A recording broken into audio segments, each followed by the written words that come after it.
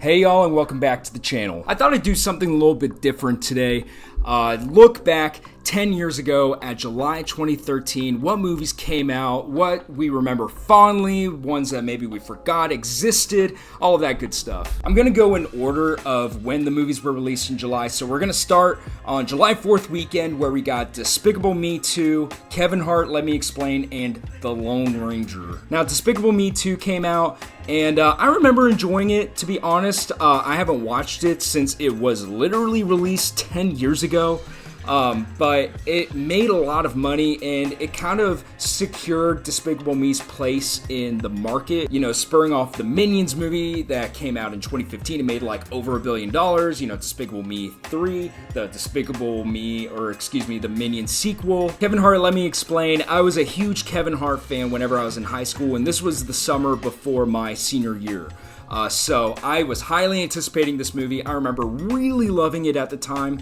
I've rewatched a few Kevin Hart specials since then, but I've kind of fallen off. He's made just one too many bad movies at this point, but I just absolutely loved this movie. Lone Ranger was a huge flop 10 years ago.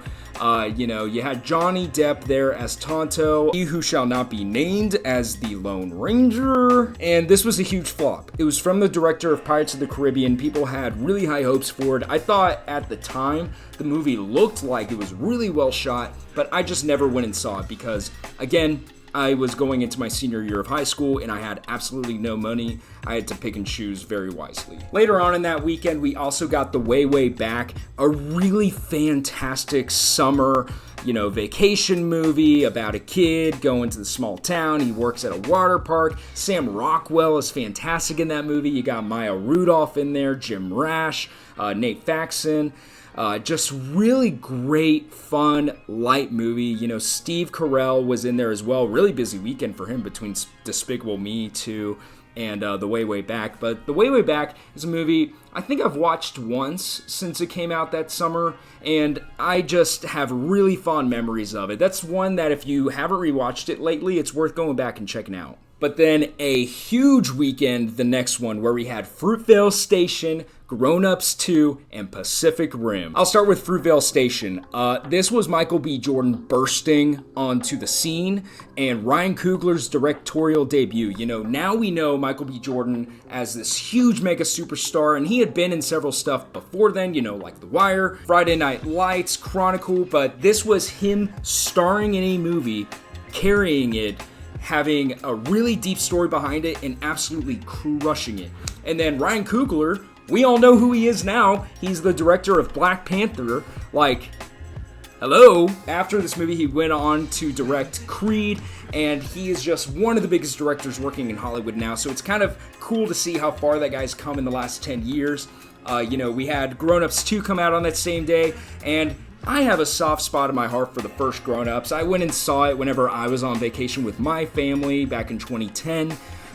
So I was looking forward to Grown Ups 2, and I remember even in my 16-year-old mind, I was like, yeah, this wasn't a good movie. I've seen bits and pieces of that movie since whenever it's popped up on FX, and it's still not very good, but it's Adam Sandler doing Adam Sandler stuff. So, you can tolerate it to an extent. But by far, the best movie that came out on that day was Pacific Rim.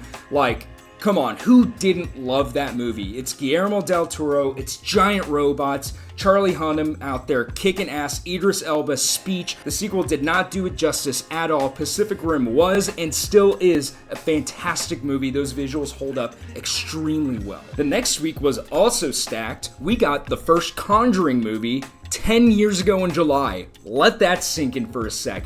The Conjuring came out 10 years ago. I absolutely loved the first Conjuring and its sequel, which came out in 2016. But Conjuring came out and it basically changed the horror movie scene for the next 10 years. There's a lot of movies trying to copy its style. They have their own little Conjuring universe now, but never forget that first Conjuring movie with James Wan directing it.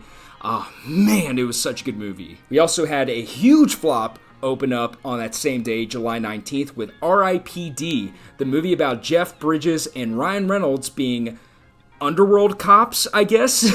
Yeah, I remember the marketing came out, and again, my 16-year-old mind was like, I don't want to see that. It doesn't look very good. The World's End also came out on that day. It was the final movie in the Cornetto trilogy starring Simon Pegg, Nick Frost, directed by Edgar Wright. It's a fantastic movie. It took me a few years to actually sit down and watch it, though. I didn't rush out to theaters to go see it at the time because I hadn't seen Hot Fuzz, I hadn't seen Shaun of the Dead, but I made a couple friends in college that absolutely love Edgar Wright movies, and they sat me down, they made me watch all of them. I'm a huge World's End fan. It's definitely my least favorite in that trilogy, but I still love that movie. It's like an 8.5, 8 out of 10 or something like that for me. We also had Red 2 come out. Does anybody remember Red 2? I really loved the first one, but that one came out, and honestly, seeing it on my computer right now, I'm like, oh yeah, that exists. But then in the last week, we had Blue Jasmine, The To-Do List, The Wolverine, and The Smurfs 2 come out. I'll go ahead and kick it off with the best of the bunch, Smurfs 2. Obviously, I'm kidding, but on the topic of Smurfs 2, I guess the first one came out. It's the one with Neil Patrick Harris, and the Smurfs 2 basically just put that franchise in the coffin. They probably could have continued going in the same vein of Minions is super successful, so maybe, you put out a Smurfs movie, just make a ton of money, you don't care if it's good or not. But this one was just so bad that people did not go out and see it. And we haven't seen a Smurfs movie since, or at least not like the live action Smurfs. Blue Jasmine came out, a Woody Allen movie. Cate Blanchett starred in it. She went on to win Best Actress in the Oscars that year for this movie. I still haven't seen it, to be perfectly honest with you. I know that it's kind of crazy. I love the Oscars. I love following the awards circuit, but I just never saw Blue Jasmine. I got to get around to it. Maybe that's something that I make a priority. I got to get on a plane here in a few days where it's like, a 7-hour flight or something. Maybe I'll decide to watch it. And then another movie that I haven't seen, The To-Do List, but the biggest draw for that movie that makes me want to watch it now is Aubrey Plaza, because I love Aubrey Plaza. Who doesn't love Aubrey Plaza?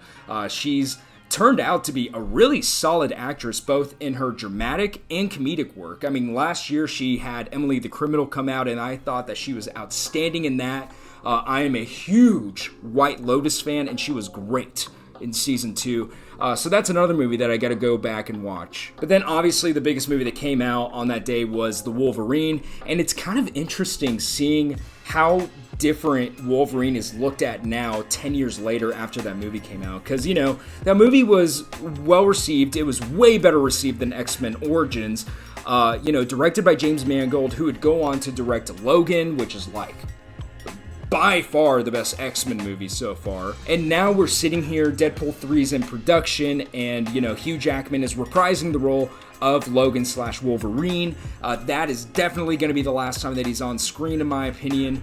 And it's just really interesting because, they could have very well decided not to move forward with the Wolverine character after Origins flopped, but they really believed in Hugh Jackman as that character, gave him the cameo in X-Men First Class in 2011, came out with this movie, followed it up with Days of Future Past, Logan, and now we're getting Deadpool 3 soon. So that's just one of the best comic book characters ever put onto screen. Hugh Jackman is excellent in that role too, and it's just crazy to think that that movie came out 10 years ago this month. But yeah, that's July from 10 years ago, y'all. I had fun looking back at some of these movies, seeing some that I still haven't seen before, that I want to get around to now. But let me know if you like this kind of video. I'm looking forward to doing it again in August, and subscribe for more. Thanks for watching.